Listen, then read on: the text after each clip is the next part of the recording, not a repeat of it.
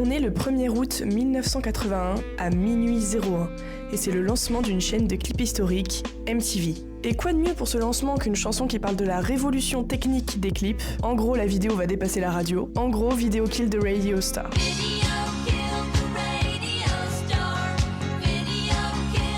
Alors, quelle est l'histoire de cette chanson, de ce groupe The Buggles et surtout, qui a samplé ce classique?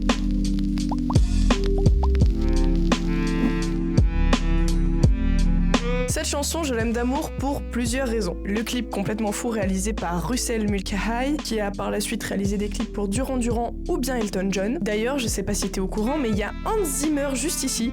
Ce style de fou furieux, je suis trop jalouse. J'adore aussi cette suite d'accords de piano très 80s qui te rend zinzin. Je suis fan de l'outro symphonique qui passe juste trop bien. Et surtout, j'adore les...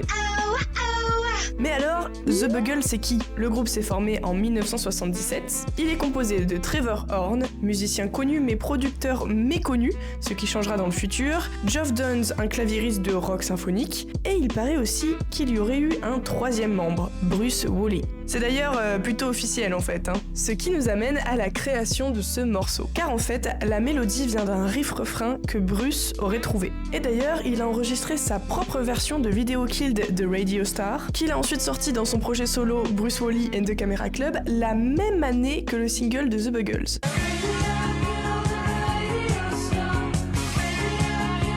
Alors compète ou juste coïncidence, ça on ne le saura jamais. Pour revenir à la création de ce classique, t'as bien compris que les paroles parlent de l'arrivée de la vidéo dans la musique. Une grosse révolution à l'époque, il faut se mettre à leur place. Et apparemment pour écrire les paroles, Trevor Horn aurait eu deux influences principales. La nouvelle de J.G. Ballard, le balayeur des sons, et Kraftwerk, qui est un groupe d'électro allemand. Et donc pour revenir au groupe The Buggles, ils sortent leur album The Age of Plastic en 1980, un album qui ne marchera pas des masses, voire pas du tout comparé au single. Et figure-toi que selon le producteur de l'album, ce disque contenait la grosse caisse la plus forte jamais enregistrée à l'époque. Et ouais, ça en fait des anecdotes autour de ce morceau, mine de rien. Bon, est-ce qu'on bouclerait pas cette boucle avec deux morceaux qui ont samplé ce classique? On commence avec will.i.am et Nicki Minaj en 2010, avant que Nicki passe du mauvais côté de la force, RIP. Nothing wrong with being a boy.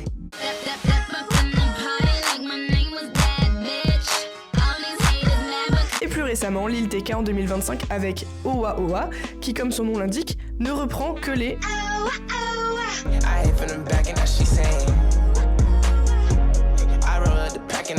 Et voilà pour cet épisode sur ce classique de la musique et du clip. J'espère que ça t'aura plu. N'hésite pas à liker, partager et t'abonner. Et nous on se dit à très vite dans la boucle.